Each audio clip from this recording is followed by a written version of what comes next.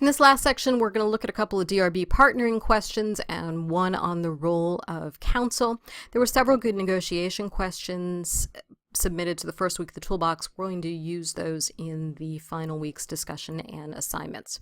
So starting with DRBs, is it better to have DRB members who have legal backgrounds or construction backgrounds? Remember, the traditional process of a DRB came out of the construction industry, and those original DRBs were all construction experts. There were no lawyers involved in the DRB panel.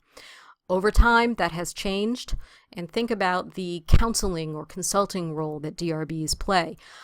Many people have moved to the position that it is good to have one of the DRB members be a lawyer. That is a hotly contested issue among traditionalists, but it is becoming more the norm to have a lawyer involved for those same reasons. If it's a contract issue, let's clarify that now. Let's get the legal advisory opinion early on so it can be straightened out, communicated to everyone who needs to know it early. That's the preventative measure of this process. And then it doesn't become a claim that ends up in court or arbitration later. So the current practice is probably to have at least one attorney. There is still significant resistance to having a 3-member DRB board made up of 3 lawyers. That really does start to defeat the process, and you lose the whole point of having construction experts helping the parties resolve their problems in a preventative manner. Keeping the DRB up to date is certainly a large concern, and one of the criticisms of DRBs is that, similar to partnering, it starts off really well, but then if things are going well, people start to pull back on the purse strings a little bit, and there is a tendency to say, oh, things are going great, we don't need that status meeting this month. And if that goes on for 2 or 3 months, then those little issues that could have been picked up by the DRB and coached or counseled to prevent claims become claims, and there's more of an issue. Maybe they don't even take it to the DRB for a formal proceeding. They hold off, and it becomes an issue for mediation or arbitration or litigation later on.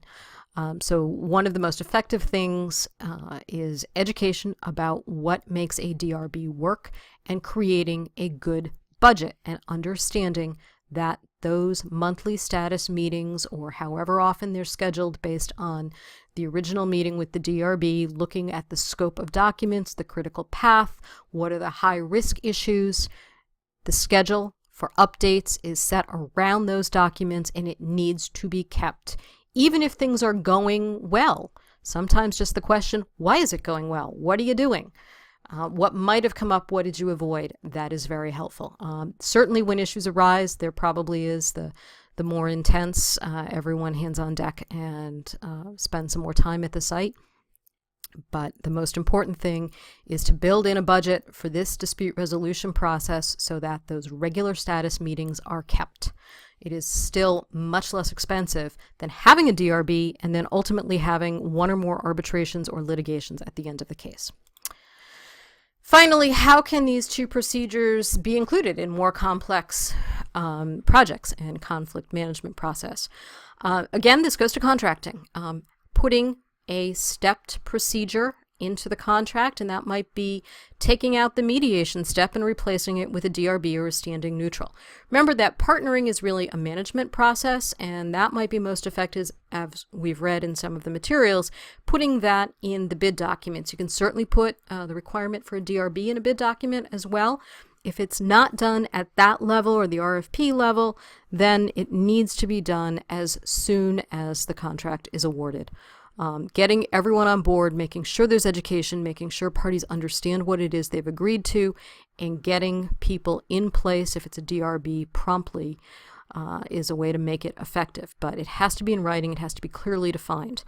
One process that is interesting is having that partnering facilitator. If the parties employ an outside facilitator for the kickoff meeting and to come to periodic check-in meetings, having that person serve as a standing neutral. Then you have someone who can reinforce the partnering aspects, that management and communication element of dispute management, but is also involved in handling the actual issues as they come up in real time.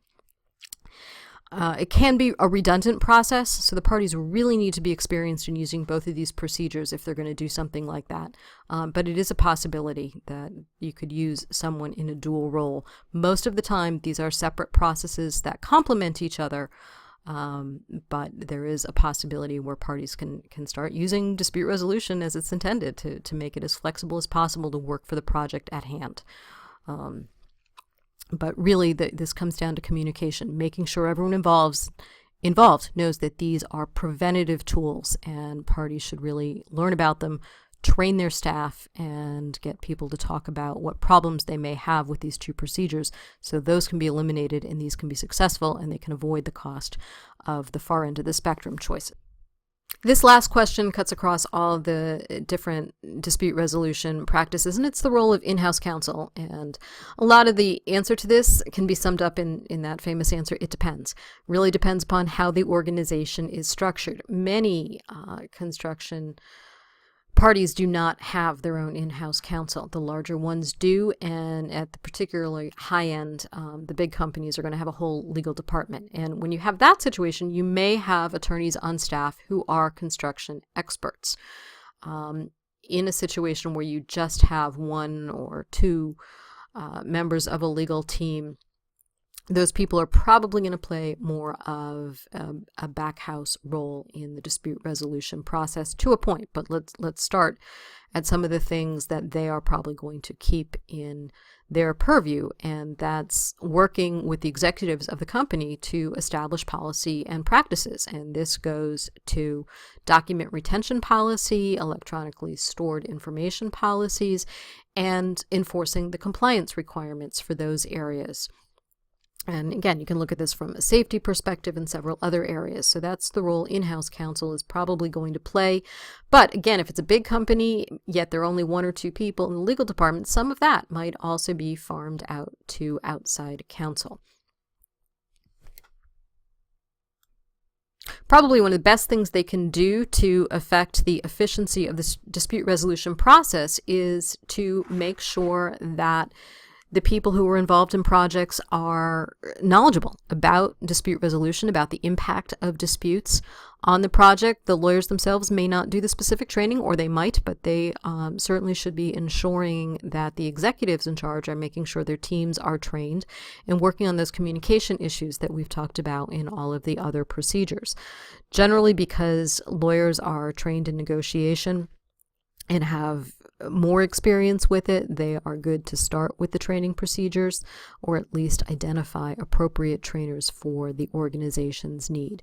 Certainly, in-house counsel should be up to speed on different dispute resolution procedures and hopefully the differences among different practice areas. You might have an in-house counsel who does more employment work, and not all of the skills you pick up in an employment mediation or arbitration are directly transferable to construction. So again, that person's going to have that knowledge and the ability to meet with the executives and say, here are the reasons we need to incur the expense of outside counsel. Now, some organizations routinely have outside counsel on retainer to handle certain contract issues. There are certain types of contracts they know that we're going to go to a certain firm to handle, even if they have in-house counsel. And again, those firms that do not have any in-house counsel are going to have outside lawyers they rely on to do their contract negotiation. They might have different people either in those firms or even in a different firm who handle the actual procedural issues. If a claim gets to mediation, arbitration, litigation, that's usually going to be a different attorney. Even within law firms, there are the transactional attorneys and the litigators, and often they have very different skill sets.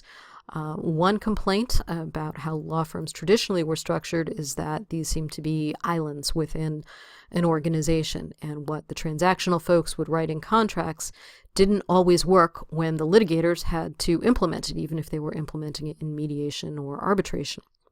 A lot of that has changed over the years, in part because sometimes law firms have gotten smaller, and they've also learned from clients that clients would like to see more overlap in these areas and have the transactional folks understand what the implications of their contract clauses mean, and have the litigators help inform those transactional attorneys. Again, it really depends. A lot of big firms are going to have in-house counsel who are going to do the contract negotiation. But again, keep in mind some of the things we looked at in week 6 and the knowledge of the dispute resolution history of an organization. That's an important role that in-house counsel is going to play, and whether they use that to stay in-house and inform their dispute management decisions, advising their executive team on what types of dispute resolution should be used, how document practices should be handled, or if they're just going to use that information to share with outside counsel.